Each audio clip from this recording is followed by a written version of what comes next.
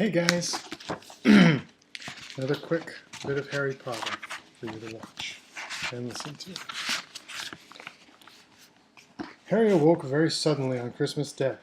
Wondering what had caused his abrupt return to consciousness, he opened his eyes and saw something very large, saw something with very large, round, green eyes staring back at him in the darkness, so close they were almost nose to nose. "Dobby!" Harry yelled, scrambling away from the elf so fast he almost fell out of bed. "Don't do that!"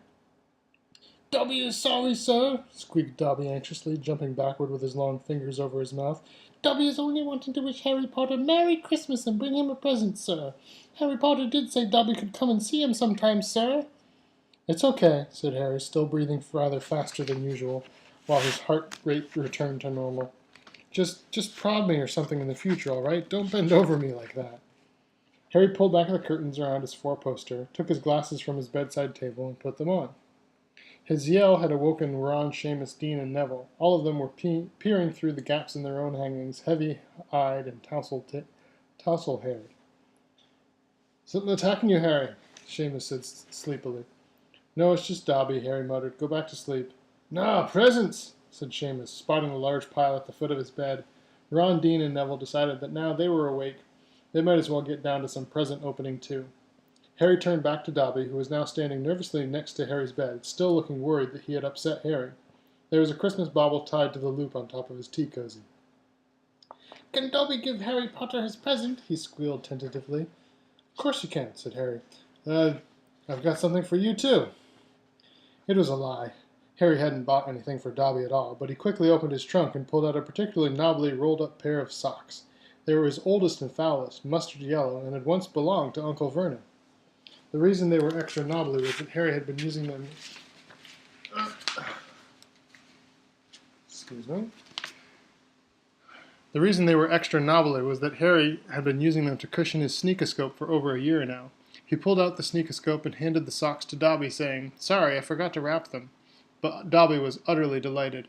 "Socks are Dobby's favorite clothes, sir," he said, ripping off his old ones and pulling on Uncle Vernon's. "I has 7 now, sir. But, sir," he said, his eyes widening, having pulled both socks up to their highest extent so that they reached to the bottom of his shorts. "They has made a mistake in the shop, Harry Potter. They is giving you 2 the same." No, Harry, how come you didn't spot that?" said Ron, grinning over from his own bed, which was now strewn with wrapping paper. "Tell you what, Dobby, here you go. Take these 2 and you can mix them up properly. And here's your sweater." He threw Dobby a pair of violet socks he had just unwrapped, and the hand-knitted sweater Mrs. Weasley had sent. Dobby looked quite overwhelmed. "Sir is very kind," he squeaked, his eyes brimming with tears again, bowing deeply to Ron. "Dobby knew sir must be a great wizard, for he is Harry Potter's greatest friend, but Dobby did not know that he was also as generous of spirit, as noble, as selfless." "They're only socks," said Ron, who had gone slightly pink around the ears, though he looked rather pleased all the same. "Wow, Harry!" He had just opened Harry's present, a Chudley cannon hat. "Cool!" He jammed it onto his head, where it clashed horribly with his hair.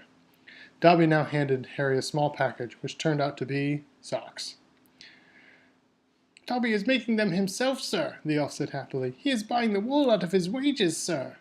The left sock was bright red and had a pattern of broomsticks upon it. The right sock was green with a pattern of snitches. They're really... "Well, thanks, Dobby," said Harry. And he pulled them on, causing Dobby's eyes to leap with happiness again. The cover keeps coming off. "Dobby must go now, sir. We is already making Christmas dinner in the kitchens," said Dobby, and he hurried out of the dormitory, waving goodbye to Ron and the others as he passed. Harry's other presents were much more satisfactory than Dobby's odd socks, with the obvious exception of the Dursleys, which consisted of a single tissue, an all-time love. Harry supposed they too were remembering the Tum-Tum toffee. Hermione had given Harry a book called Quidditch Teams of Britain and Ireland, Ron a bulging bag of dung bombs, Sirius a handy penknife with attachments to unlock any lock and undo any knot, and Hagrid a vast box of sweets including all Harry's favorites, Bertie Bott's every flavor beans, chocolate frogs, Drubel's best blowing gum, and fizzing Whizbees. There was also, of course, Mrs. Weasley's usual package, including a new sweater, green with a picture of a dragon on it. Harry supposed Charlie had told her all about the horntail, and a large quantity of homemade mince pies. Harry and Ron met up with Hermione in the common room, and they went down to breakfast together. They spent most of the morning in Gryffindor Tower, where everyone was enjoying their presents, then returned to the Great Hall for a magnificent lunch, which included at least 100 turkeys and Christmas puddings, and large piles of Cribbage's wizarding crackers. They went out onto the grounds in the afternoon. The snow was untouched except for the deep channels made by the Durmstrang and Beauxbaton students on their way up to the castle. Hermione chose to watch Harry and the Weasleys snowball fight rather than join in, and at 5 o'clock said she was going back upstairs to get ready for the ball. "What, you need 3 hours?" said Ron, looking at her incredulously and paying for his lapse in concentration when a large snowball thrown by George hit him hard on the side of the head. "Who are you going with?" he yelled after Hermione, but she just waved and disappeared up the stone steps into the castle. There was no Christmas tea today, as the ball included a feast, so at 7 o'clock, when it had become hard to aim properly, the others abandoned their snowball fight and trooped back up to the common room.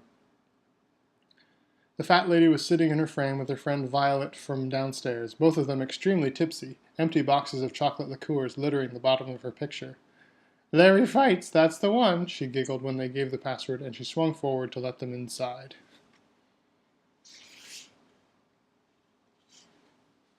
And that's enough for right now, because I need to get moving. I love you guys a lot. Hope you're having a good time with Mommy and Nana and Grandpa. And I'll see you soon. Bye!